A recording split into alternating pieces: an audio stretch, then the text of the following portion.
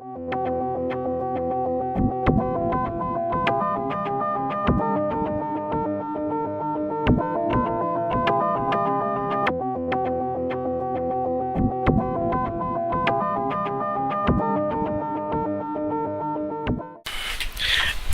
voice within you.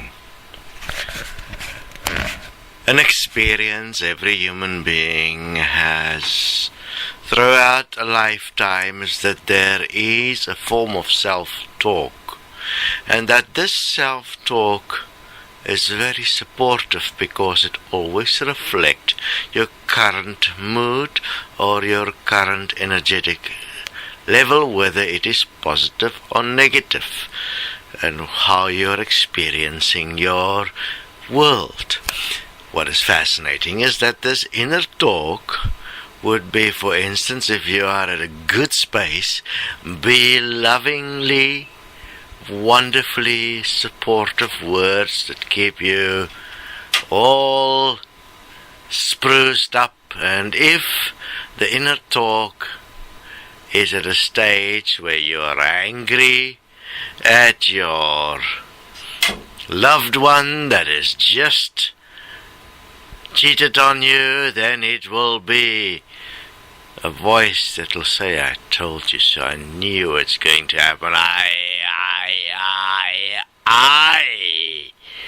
knew. And you would believe this I is you. But this I that is speaking is actually a resonant design. If you could see interdimensionally, not psychics can't see interdimensionally because psychics are purely mind readers in terms of their experience, and they read probable answers. They do not read specificity. If you could see interdimensionally, you would see how the energy lines in fact move, how much energy move, and you would see how a resonant symbol actually look like and how it gets activated to generate the energy which you would then experience as a form of talk, which is thought. And that's the inner voice. That inner voice, in fact, if you have it, is absolute confirmation that you are in fact possessed.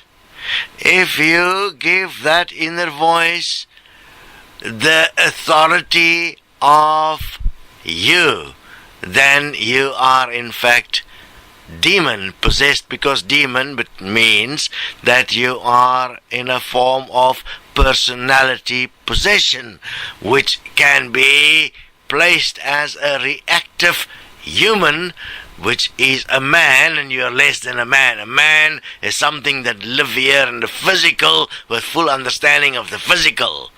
D-man are something that lives in the head through self-talk. And those self-talk has been self-taught.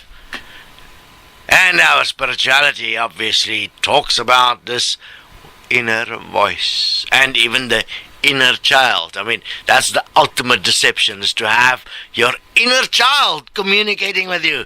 Imagine that. You've made the fucking thing up and it tells you all these beautiful things so you can feel better about all the shit you've been thinking about other people. But you never do self-forgiveness. You never sort out the actual cause, because the self-talk that takes place is the real problem, and that will even justify why you are not so bad. Let me tell you, you are the greatest evil that ever lived. That you can see in the way this world works, and the way animals and plants are treated, in the way you think and what you think about other people. The greatest evil that ever existed is man, and it is in your inner talk. And imagine that you actually make that sound better by creating delusions around it and even programming that talk to keep you happy, isn't it? The pursuit of happiness. But the reality of this reality, do you give a fuck about anything? Do you actually actually care, it doesn't exist. That is the inner voice within. At Destiny, we take on this inner voice. Not everybody will make it. Some will actually still listen to the inner voice and will fall. You'll start seeing it. The moment they start placing blame in writing, you must know the time of their fall is near. And they're going to justify because they've taken the inner voice and they've put the fucking inner voice on paper. It's become their written law. How fucked up can one be? But I mean, you are the evil, so therefore you have the right to be evil. Will you stop? Oh, not many will at this stage. Very few people beyond the age of 17 will actually make it this lifetime. That means, what does it mean to make it? Will actually manage to stop their inner voice and become self-honest. Therefore, be in a position to at least, at the deadline, face the reality and take responsibility. If you have an inner voice and you die, I mean, you don't even get that chance. You simply cease to exist because you existed as a delusional voice that's not real. You were not real.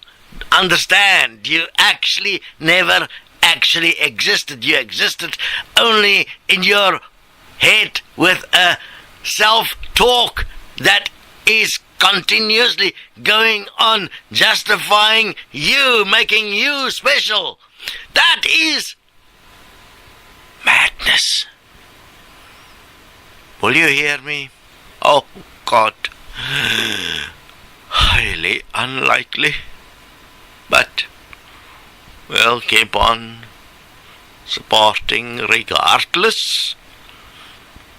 It's not like we are heartless, but understand, you are in fact the creator of yourself, and if you are not willing to create you as real, then what's the point? You're simply not going to be real. Common sense, 1 plus 1 plus 1. So, know this. The moment you write down your inner talk as if that is actually a real communication you're having with yourself, you're rather in deep trouble. The point of writing down anything is to identify your delusion and do self-forgiveness and to stop. Very simple. If you don't do that, you'll become more and more possessed. And more possessed. And you'll sound more and more as if, according to you, you are the victim. No, you're not the victim. You are the evil. Stop. Self-forgiveness, self-honesty. Stand up and take care of this reality. This is where you are. You are in this reality now. You are not in the reality of the head because it isn't real. It is a system. A very small one. It's like a fucking radio station where you are broadcasting to yourself. And you are all the members of the cast and you're the broad as well. So you'll fuck yourself, isn't it? It's like a form of prostitution where you fuck yourself through your own ears. Wonderful. The tongue becomes a fucking dildo. Imagine. Hollywood, you are hollow. Woody, what are we going to do? What are we going to do? What are you going to do? Are you really going to stand up? Do you know how easy it is to see who you are? Why can't you, or will you not? Why will you not? Because there is no real self-will. You do not exist. It's so nice. We speak to the physical. It is slowly becoming aware of itself. And then it will throw off this tormentor that is a personality in the mind that pretends to be here alive. And when that day comes, it's bye-bye, evil.